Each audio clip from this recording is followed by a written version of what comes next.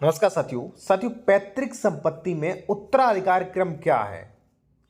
काफी लंबी चेन है। पूरी चेन इसके बारे में जानेंगे। आपको बता दूं कि यहाँ पे सौतेली बहन, विवाहित बहन, बहन का पुत्र, यानी कि काफी लंबी लिस्ट है। वो आपको विधिवत समझाएंगे, ठीक है। और कब नहीं मिलेगा, कैसे, तो सारी चीजें आप विस्तार से जानेंगे प्रोफेशनल तरीके से, ठीक है। अब देखिए साथियों, जैसे कोई व्यक्ति निर्वसित मरता है तभी संपत्ति उत्तराधिकार में जाती है। जैसे मान लीजिए आपके दादाजी हैं, अगर उन्होंने वसीयत कर दी किसी के नाम, फिर तो वही उत्तराधिकार उसी को जाएगा जिसके नाम वसीयत की है, इच्छा पत्र की है। हाँ, अगर उन्होंने वसीयत, गिफ्ट डीड, दान पत्र कुछ नहीं किया है, तब उत्तराधिकार क्रम जो है वो हिंदू उत्तराधिकार या जो भी राजस्व सहायताएं हैं उनके अनुसार जो है वो संपत्ति डिवाइड होगी, सभी को बटेगी। अब जब संपत्ति बटेगी तो किस किस में इसका कानूनी रूप से अधिकार हो और कौन कौन ले सकता है, वो आप जान लीजिए नियम के अनुसार। एक चीज साथियों और, अगर आप बेहतर कानूनी सलाह लेना चाहते हैं, लीगल एडवाइस लेना चाहते हैं किसी मैटर पर, तो कॉन्टैक्ट नंबर वीडियो के डिस्क्रिप्शन में हमारा आप मिल जाएगा। सबसे पहले साथियों, फर्स्ट का में देख सकते हैं, अगर कोई पुरुष मरता है तो उसकी विधवा प्रथम वर्ग में पहले प्रॉपर्टी जाएगी। ध्यान रखना, प्रथम वर्ग। जब प्रथम वर्ग में कोई नहीं मिलेगा तब द्वितीय वर्ग, तृतीय वर्ग में कोई नहीं तब तृतीय वर्ग। इस प्रकार से प्रॉपर्टी आगे बढ़ती है, ठीक है। अब आप खुद लगा लेना भाई हमें प्रॉपर्टी मिलेगी या नहीं। चलिए मैं बताना शुरू करता हूं, ठीक है। सबसे पहले विधवा या थर्ड जेंडर संतान, पति या पत्नी, अविवाहित पुत्री, थर्ड जेंडर संतान और पुत्र, और पौत्रादिक क्रम में पुत्र जाति वंशित शाखा के अनुसार।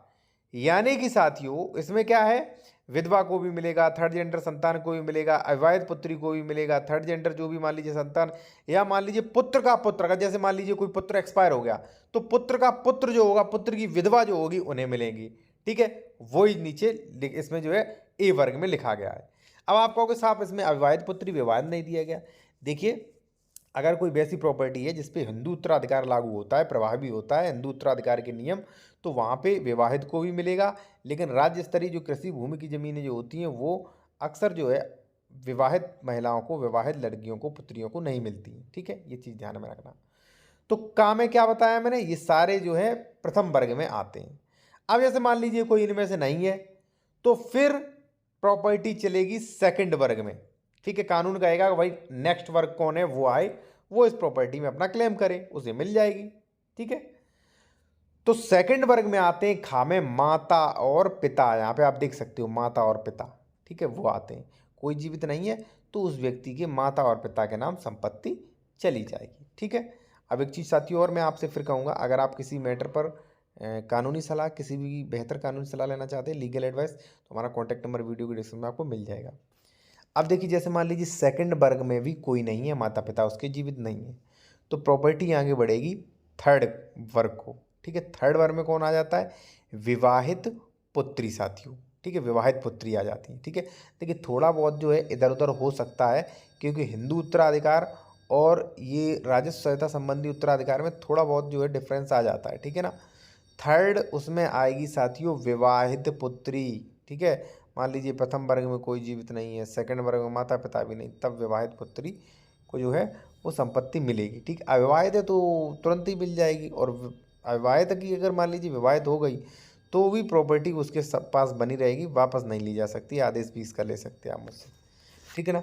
अब साथियों हम बात करेंगे फोर्थ पॉइंट पर। मान लीजिए विवाहित पुत्री भी नहीं है किसी की, ठीक है, तो देखिए उसका भाई या अविवाहित बहन, जो भी उसके भाई बहन होंगे उनको मिलेगी, ठीक है। अब थर्ड जेंडर सहोदर भाई बहन, उसी मृत पिता के पुत्र और पुत्री थर्ड जेंडर की संतान हो, मान लीजिए जो भी थर्ड जेंडर संतान हो वो, ठीक है। पूर्व मृत भाई का पुत्र, अब भाई का पुत्र है उसे भी मिलेगी, अविवाहित पुत्री है उसे भी मिलेगी। थर्ड जेंडर संतान जब पूर्व मृत भाई का उसी मृत पिता का पुत्र हो, ठीक है। अब इसके बाद अगर मान लीजिए ये चौथे वर्ग में भी कोई नहीं है तो प्रॉपर्टी जाएगी डा वाली कैटेगरी में, ठीक है। अब इसमें साथियों क्या है मैं आपको बता दूं, जब ये लोग भी जीवित नहीं है तो मिलेगी पुत्र की पुत्री को, ध्यान रहे, पुत्र की पुत्री को, ठीक है ना।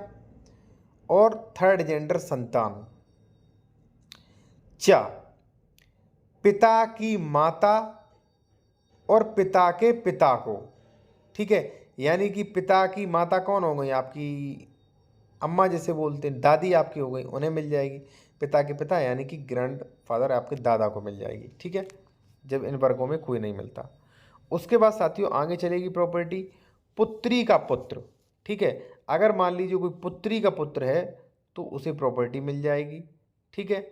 और थर्ड जेंडर संतान जो भी मान लीजिए अवैध पुत्री वगैरह जो है उनको भी ये प्रॉपर्टी मिल जाएगी, ठीक है। इसके बाद साथियों विवाहित बहन, उसकी जो भी मान लीजिए विवाहित बहन होगी उसको विवाहित बहन को भी मिल सकता है अगर ये कोई भी कैटेगरी में जीवित नहीं है तब जाके, ठीक है। उसके बाद नेक्स्ट आप पढ़ेंगे तो वहाँ पे सौतेली बहन जो उसी मृत पिता की पुत्री हो, ठीक है, तो सौतेली बहन को मिल जाएगा। और उसके बाद आप चलेंगे वहाँ पे लिखा है कि बहन का पुत्र, ध्यान रहे देखिए कितनी दूर तक प्रॉपर्टी जा रही है, बहन का पुत्र यहाँ पे उनको भी मिल सकती है। थर्ड जेंडर संतान या अवैध पुत्री जो भी मान लीजिए आपकी बहन है, बहन का पुत्र वगैरह यानी कि आपके भांजे तक को प्रॉपर्टी मिल जाएगी। उसके बाद जैसे मान लीजिए ये भी जीवित नहीं है तो यहाँ पे सौतेली बहन का पुत्र, ठीक है। अब देखिए कि कहाँ प्रॉपर्टी जा रही है, सौतेली बहन का पुत्र, थर्ड जेंडर संतान और अविवाहित पुत्री जहाँ बहन उसी मृत पिता की ही पुत्री हो, ठीक है। अब जैसे मान लीजिए इनमें आप कन्फ्यूज़न हो जाएंगे, कोई मान लीजिए आपका उत्तराधिकार से मामला है तो आप बेहतर कानूनी सलाह भी ले सकते हैं, कॉन्टैक्ट नंबर वीडियो डिस्क्रिप्शन में मिल जाएगा।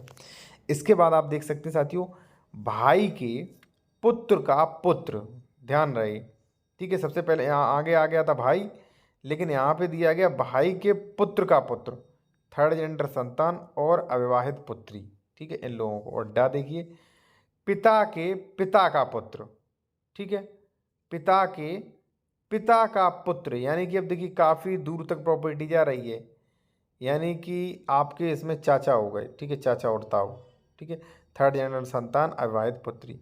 उसके बाद ये भी जीवित नहीं है तो जाएगी पिता के पुत्र का पुत्र, वही काफ़ी लंबी प्रॉपर्टी चलेगी जब कोई जीवित नहीं है। फिर उसके बाद लास्ट में जो है वो माता की माता, माता की माता का पुत्र, ठीक है, थर्ड जेंडर संतान या और अविवाहित पुत्री, इन लोगों को जो है वो प्रॉपर्टी में अधिकार हो जाता है। लेकिन ध्यान रहे जब वर्ग ए नहीं मिलेगा कोई जीवित तब वर्ग बी को चलेगी, वर्ग बी नहीं तब सी, इसी प्रकार से आगे प्रॉपर्टी चलती है। हाँ अगर मान लीजिए वर्ग ए में कोई भी जीवित है तो प्रॉपर्टी भाई फिर उसे ही ट्रांसफ़र हो जाएगी, ठीक है ना साथियों।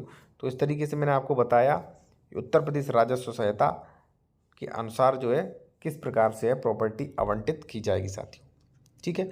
बाकी अगर आप कोई बेहतर कानूनी सलाह लेना चाहते हैं तो कॉन्टैक्ट नंबर आपको वीडियो के डिस्क्रिप्शन में मिल जाएगा साथियों। धन्यवाद।